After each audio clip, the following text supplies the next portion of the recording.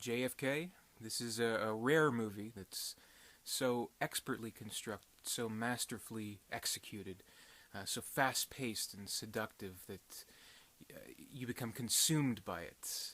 You're no longer just a viewer, you are a participant in this insane conspiracy, this paranoid thriller that's just excellent.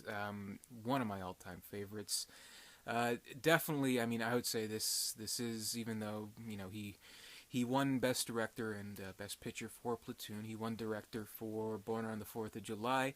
This is Oliver Stone's masterpiece. This is just a one-of-a-kind movie. Really, it is a ballsy movie. I mean, it's definitely not something that you'd expect to be absolutely loved by critics, which it wasn't at the time. I mean, definitely hindsight has told a different story.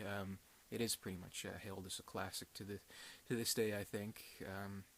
But obviously, it went under some scrutiny for its theories and its paranoia. But I mean, definitely, though. I mean, aside from what maybe Stone himself believes, more so, this doesn't capture so much reality, but a feeling of paranoia at the time of Kennedy's assassination, when there were a lot of holes, there were a lot of unanswered questions, and what this movie does so well in showing a linear story with the Jim Garrison character played by Kevin Costner, but also assembling together recollections and documentary footage and footage shot for the film that feels like documentary footage. It just immerses you in this whole experience where it's incredible. I mean, really, you don't see too many movies like this. Definitely, I am a fan of the '70s paranoid thrillers. Like The Conversation, Marathon Man, movies like that, which I think are great. You get this sense, All the President's Men too. It's not as the story, the official story isn't the real story, and something's going on here, and that's kind of the basis for JFK. The version you got to watch is the director's cut. I mean, the fully formed, fully immersive experience is the director's cut. I mean, this goes pretty long. I think it's 3.5 hours, but I've never seen 3.5 hours that go by as fast as in this movie, just because the movie is so, again, seductive, and it just draws you in, and it's really quite incredible. I really need to get this on Blu-ray. It sucks having the DVD, but I mean, for now, I'll probably upgrade it sooner or later. I'm sure I could get it for a pretty good price. But I love the movie. In particular, I do really love Kevin Costner's performance. Like, I really do like Dances with Wolves, and he was nominated for Best Actor for that. He wasn't for this movie, which I think he really should have been. I mean, not too many actors could carry this type of movie, and because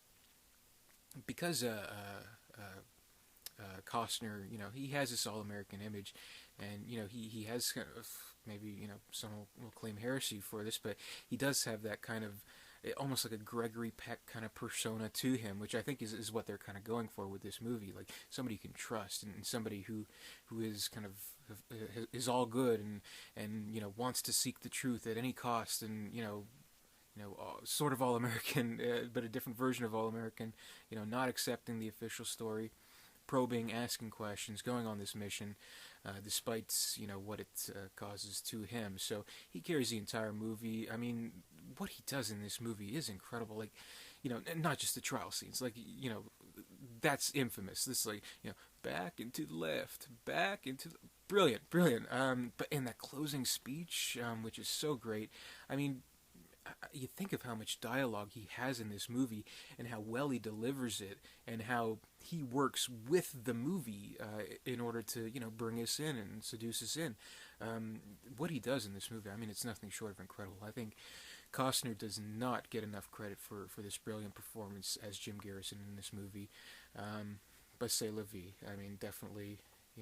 The movie itself got attention, which is good.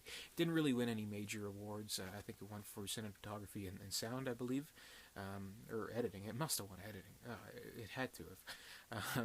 And John Williams' score. I don't think it won for that, but his score was just A plus. It was brilliant. Um, Really great supporting cast in the movie. Tommy Lee Jones was the only one to get an acting nomination out of this movie, playing Clay Bertrand, Clay Shaw, depending on who you ask. He was great. Is kind of pretty much, I mean, what the movie does, aside from everything else so effectively, it does kind of have to give us something.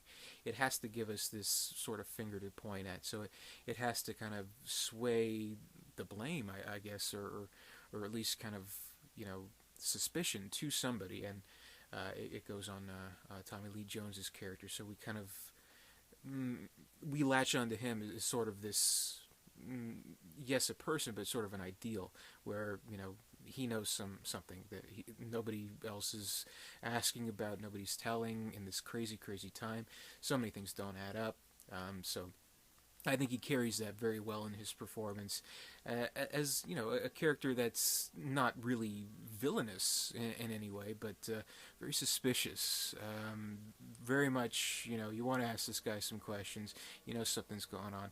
So I think he does a great job of that, and you can tell he's having a lot of fun with the performance.